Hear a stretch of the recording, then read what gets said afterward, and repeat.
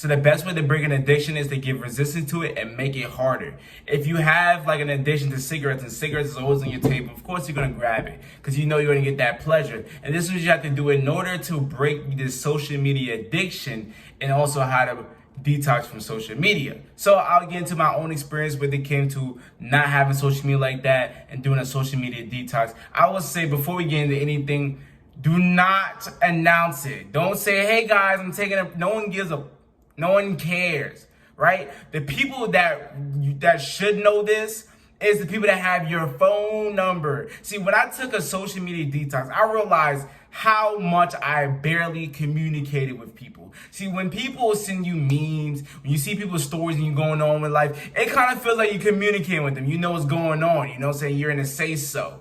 But when you delete social media and there's no more like you get DMs and stuff like that and they send you memes, you realize, oh shit, I barely talk to people.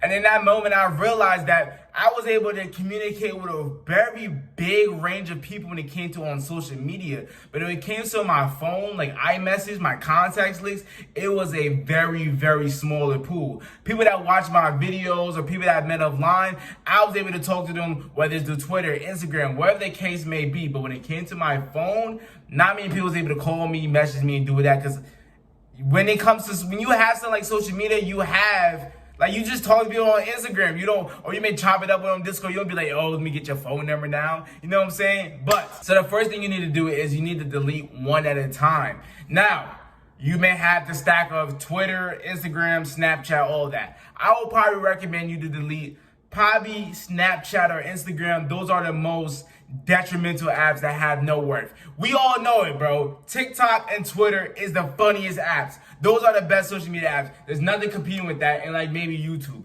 But Snapchat and Instagram is literally just people posting stories of their lives. People been posting the same shit on their stories. Whether they're going to work, school, they've been posting the same shit. Females replacing the same photos that they've been having since 6 months ago. But in person, they really look ass. Come on, bro. We don't really get into how much people are just posting their highlight reel too, right? Boom.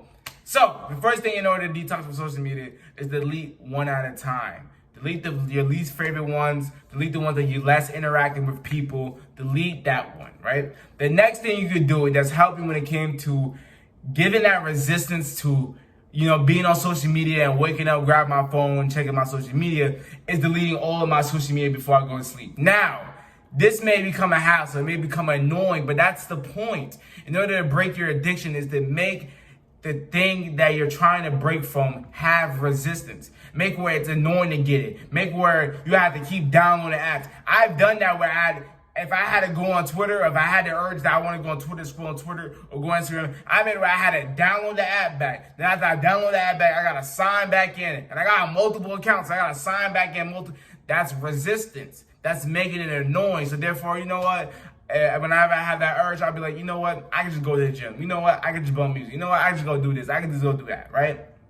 The next thing is to make the accountability of the time, the amount of time you're spending on social media right in front of your face. Now, if you have iOS, I don't know what update it is or what type of phone you need to have, but you can put your screen time as a widget on the home screen. Shout out to Iman Ghazi. This was a productivity hack that he's given in one of his videos, and I've used it myself. I literally have a widget on my home screen. As soon as I unlock my phone, I see how much time I've been spending on my phone. I see sometimes they say 12 hours, 13 hours, 8 hours, whatever the case may be. Most of that is like YouTube, listen to podcasts, or listen to music type stuff. But that's going to bring accountability, and that's going to show you every time you open up your phone, every time you go on a social media app, every time you do something with your phone, you're going to see how much time you've been spending on it. And this is going to give you the accountability of like, oh shit, you been, damn, bro, 10 hours, 12 hours? Like, damn, bro, I spent this amount of money on, I spent this amount of time and energy and attention on Twitter for an hour, Instagram for 40 minutes, YouTube for 30 minutes. You'd be like, damn, that shit rack up. All right, next thing, in order to do a social media detox, is to replace activities with usual screen time. Now you will notice whenever you're not having your phone or you're deleting social media, you're not on social media, you will notice that you have moments where you're bored. And there's an interesting thing that people do when they like take a break from their phone, right? For screen time, because they don't want to look at the screen. They will literally take a break from their phone to just go watch Netflix. That is still screen time. Now, it may not be screen time on your phone up close in your face, but at the end of the day, it's still screen time. So what you need to have is activities that's going to make you feel good, that's going to make your body feel good, that you just genuinely enjoy. Figure out that on your own. You know what I'm saying? It could be going on walks. It could be getting some sun. It could be journaling. Just figure out, it could be playing the guitar, making music. Just figure out activities you replace for screen time. I have this friend called Justin, shout out my God. He said he didn't like that he wake up and go grab his phone. So then when I asked him, he's like, he don't know like how to stop doing that. I asked him, okay, if you didn't have your phone, what would you do? And he said, oh, I would do this, I do that. I said, then that's what you do. You don't have, it's not about worrying about not touching your phone, not getting on it. It's about worrying about what you replace it with. That's the real question you need to figure out. Because if you just don't have your phone, you're just gonna, lay there in the bed and just sit there, you know what I'm saying? So, there's gonna be interesting moments when you don't have social media and you're not using your phone like that. When you're at the grocery line, you're gonna have moments where you pat your top, you're gonna, matter of fact, when you're at the grocery line, you're gonna have moments where like you have this urge, and it may not even be an urge. You just naturally, as soon as you get in the grocery line, you grab your phone and you about to go on Instagram, and you're like, oh shit, I don't have any social media downloaded. So then you have this moment where it's like, I can either download it or I could just put it back in my pocket and be in present moment. It's so crazy that whenever we are in waiting lines, elevators, whenever in moments that may be awkward, right? Or maybe a moment where it's just silence, we're around people, we just naturally just pull out our phone. But when you don't have something to distract you with, what nigga, you gonna start scrolling through your photos? What, you gonna be with a nigga that be at the party, scrolling through his photos, looking at his weather app? You're not gonna be that. I mean, you could be that, but you're gonna be like, bro, what am I doing? You know what I'm saying? Also, let's say you're not detoxing for social media. Let's say you're just detoxing from your phone in general. You're gonna have moments where you tap your pockets and you get anxious. My niggas know, that we do that little pocket tap before you go to bed, before you go somewhere. Like you just do that little pocket tap, and it will create anxiety. Like you'll get very anxious when you're not around your phone because it's like you have that FOMO. And that's another problem that people have when it comes to detoxing from social media, deleting social media, getting on these certain apps, is that there's a fear of missing out. There's a fear of missing out on the news. There's a fear of missing out on entertainment. There's a fear of missing out on what's going on. Trust me and believe. Once you get over that FOMO, I'll say the biggest FOMO, maybe for me in the beginning when it came to detoxing from social media, was that someone messaged me and I didn't respond to it. And there's been a moment where a nigga messaged me, right? And what I do is I'll check my social media on my computer, right? I don't really have it on my phone actively downloaded. But I check it on my Instagram. I see that nigga said, yo, and I didn't respond to him for one day. One day. I didn't respond to him. I haven't posted on my story in 3-4 months, right? I haven't responded to this guy in one day. The nigga blocked me.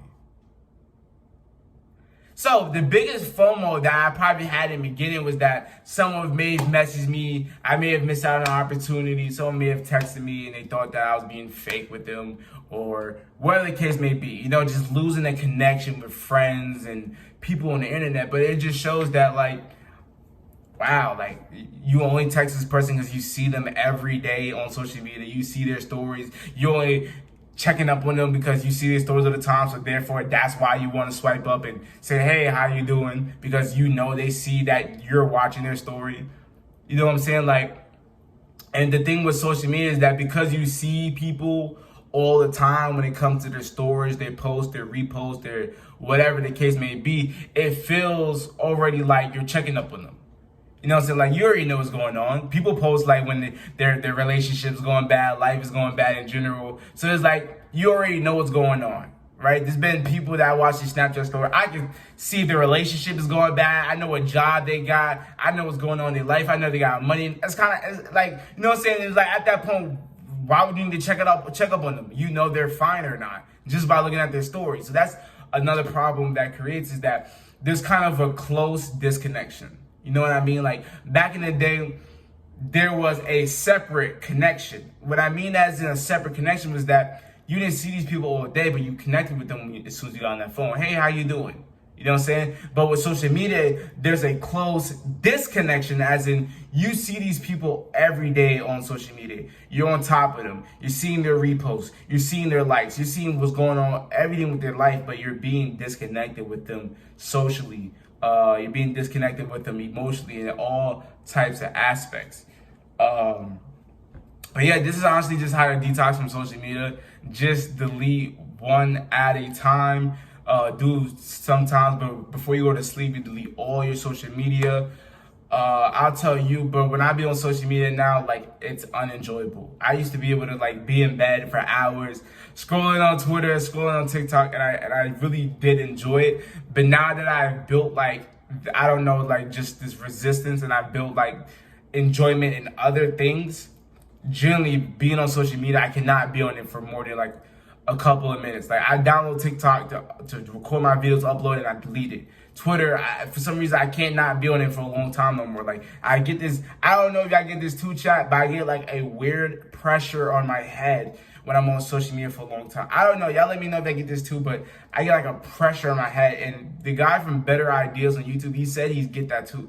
I don't know what it is. I think maybe it's eye strain or something like that. But all I know is that I've built myself, that I did so many other habits and other things that I enjoyed, that literally being on social media for a long point in time, I don't enjoy it. Other than maybe like listening to a podcast on YouTube, but other than that, being on social media, it's just that I don't like it. You know what I'm saying? And we're going to get more into like the comparison part of it too, because there'll be times where like, I won't say I'm jealous, but maybe I'll be scrolling on Twitter. I see someone posting money. I see someone posting a lifestyle. I see someone posting a car. And it may make me have a feeling. Now, I don't generally say, oh, I want this guy to fail. I don't generally be envious. I don't generally be jealous. You know what I'm saying? I don't want someone else's life. But for some reason, sometimes I had moments where I'll see someone flexing a lifestyle or flexing something, and I just had a physical feeling. I don't know what it may have been. It probably would have been jealousy, you know what I'm saying? Comparing my whole life to someone highlight reel. And that's what it is at the end of the day on social media. Everyone is just posting their highlight reel. No one's really posting when things is going bad. No one's posting when they gotta pay bills. No one's posting that they're going to their job. Everyone is posting when their room is completely clean. They got their makeup on. They got their filter on. Everyone is posting when everything is checked and right. And everyone's posting their highlight reel. And yeah, like even when it comes within the finance side and the crypto side and the money Twitter side, when people are talking about making money, you can see a guy post a whole bunch of times where he made money on his Robinhood account, that he made $5,000 a day, $500 a day, $200 a day, but he's not showing his losses. And he could be on his profit loss, he could be negative, or he could not even be making that much money you may think he'd be making, because he only posting his greens. And that's what's been going on social media, is that everyone is just posting their greens. But nah, man, this is a video of how to detox from social media and what have happened within my 30-day detox. Now, it's been more than 30 days of me just not being on social media. Like I said, I still use it, because at the end of the day, I'm a content creator, but I really only download it whenever I have to upload a video or something of that case. But nah, man, if you don't know who I am, my name is vDunkk. I'm a comedian, like-minded men and women that was against mentally, physically, financially, and spiritually. If you want to do that, give me this ticket, becoming a gym boy. Use it wisely, because this is your pre-100K ticket. And I hope y'all enjoyed the video. Y'all let me know y'all own experiences of detox for social media. Let me know just your opinions on social media in general. Do you think it's a bad thing? Do you think it's a good thing? Just let me know how you feel about just the social media space. And just let me know why you think it may be a bad thing that kids are using this type of tool at a young age. But nah, man, I hope y'all enjoyed the video. I'm out. Gang.